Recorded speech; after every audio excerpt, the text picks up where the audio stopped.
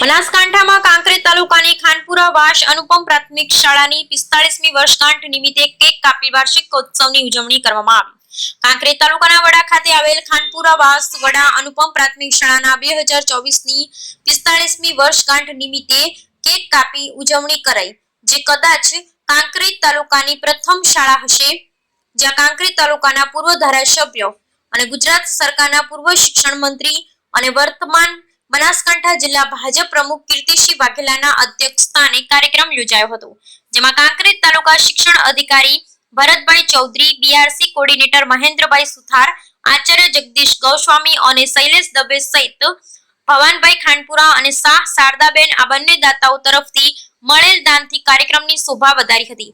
જેમાં સૌથી અગત્યની બાબત વિશે વાત કરીએ તો ખાનપુરા વાસ અનુપમ પ્રાથમિક શાળામાં ફરજ બજાવતા શિક્ષકો દ્વારા વિદ્યાર્થીઓને ખૂબ જ ટ્રેન્ડ કરી જુદા જુદા કાર્યક્રમ યોજાયા હતા।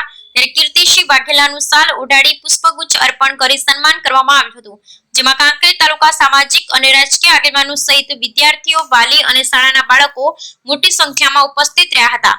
45 વિદ્યાર્થીઓએ આ સ્કૂલમાં અભ્યાસ કરીને સરકારી નોકરી મેળવી છે અને હવે 45મી વર્ષગાંઠ નિમિત્તે વિશેષ કરી કેક કાપી ઉજવણી કરવામાં આવી છે, એ કાંકરેજ તાલુકામાં પ્રથમ દાખલો છે। Bureau report Ramjibhai Raykor, crime patrolling news.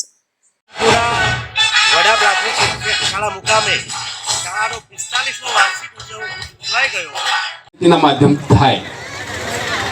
આપણી પ્રાચીન શિક્ષણ પદ્ધતિ જે ગુરુકુળ શિક્ષણ પદ્ધતિ હતી કે જેની અંદર વિદ્યાર્થીનો સ્વાંગી વિકાસ થાય અને શિક્ષણ એ કોઈ વ્યક્તિ માટે રોજીરોટી કમાવા માટેનું સાધન પર્યાપ્ત કરવા માટેનું શિક્ષણ નથી, પણ શિક્ષણ એ પ્રકારનું શિક્ષણ હોય કે જેમાં એ વ્યક્તિનો સ્વાંગી વિકાસ થાય અને પોતે એક જીવન સારી રીતે જીવી શકે।